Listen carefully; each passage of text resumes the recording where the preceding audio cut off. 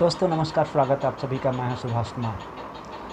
और आपने देखा होगा कि किस तरह कल जो दिल्ली के मुख्यमंत्री हैं आतिशी सिंह ने अपना कार्यभार संभालने के बाद जिस तरह से वो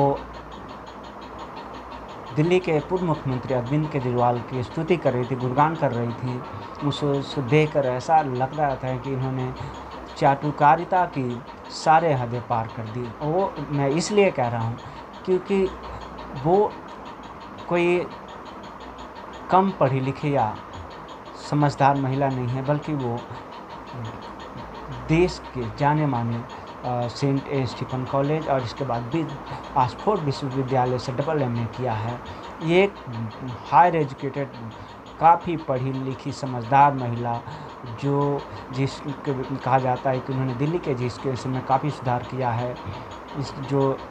वह महिला इस तरह की चाटुकारिता, इस तरह की गुणगान, इस तरह की वंदना, केजरीवाल की वंदना कर रही थी, स्तुति कर रही थी कि उनके शब्दों में कहा जाए तो वो ऐसा कह रही थी कि दिल्ली के जो पूर्व मुख्यमंत्री अरविंद केजरीवाल हैं वो भगवान, उनके शब्दों में कहा जाए तो कह रही थी राम, उनकी तुलना राम से कर रही थी कि वो राम हैं और मैं उनके भरत हूँ, मैं उनकी खड़ाऊ लेकर दिल्ली की सत्ता को चलाऊँगी। इसी से अंदाज़ा लगाया जा सकता होगा अपने आतिशी ने दूसरी कुर्सी पे, जिस पे मुख्यमंत्री अरविंद केजरीवाल से पहले बैठते थे, उस कुर्सी पे न बैठकर दो साथ में लगी दूसरी कुर्सी पे बैठी हुई थी और उन्होंने कहा कि मैं इस कुर्सी पर नहीं बैठूंगी, मैं 4 महीने की मुख्यमंत्री हूं। और इसके बाद इनका कहने का आशय यही था, राजतंत्र था और आज लोकतंत्र है।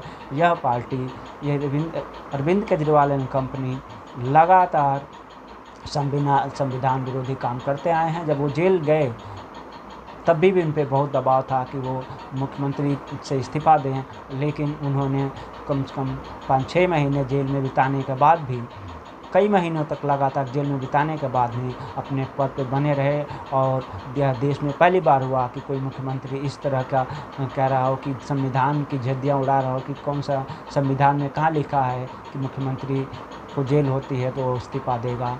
संविधान निर्माताओं ने भी नहीं सोचा होगा कि इस तरह का कोई बेशर्म आएगा जो संविधान की सारी हदें पार कर, निर्लजता की सारी हदें पार कर अपने पद से इस्तीफ़ा नहीं देकर वह जेल में बैठ जाएगा और वो मुख्यमंत्री की सारी सुविधाएं भोगेगा, वहाँ बिना कुछ किए सारे फाइल, चाहे वो जिस भी देश नेता और अधिकारी जो भी रहा है उसके द्वारा आरोप लगे हैं तो उन्होंने सबसे पहले अपने पद से इस्तीफ़ा दिया है। इससे पहले उदाहरण झारखंड के मुख्यमंत्री हेमंत सोरेन को देख सकते हैं कि उन्होंने जब उनको लगा कि मैं जेल जाऊंगा तो उन्होंने सबसे पहले अपने पद से इस्तीफ़ा दिया।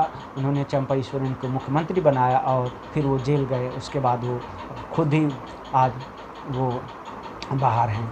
लेकिन दिल्ली के मुख्यमंत्री अरविंद केजरीवाल जेल लगातार कई महीनों तक जेल में रहे और इसके बाद भी इस्तीफ़ा नहीं दिया। लेकिन जब वो ज़मानत पे अब आए हैं तो उनको कोर्ट ने उनके ऊपर पाबंदियाँ लगा दी हैं कि वो दस्तखत नहीं कर सकते, सिग्नेचर नहीं कर सकते, उनको ऑफिस नहीं जा सकते और मीटिंग नहीं ले सकते अधिकारियों से।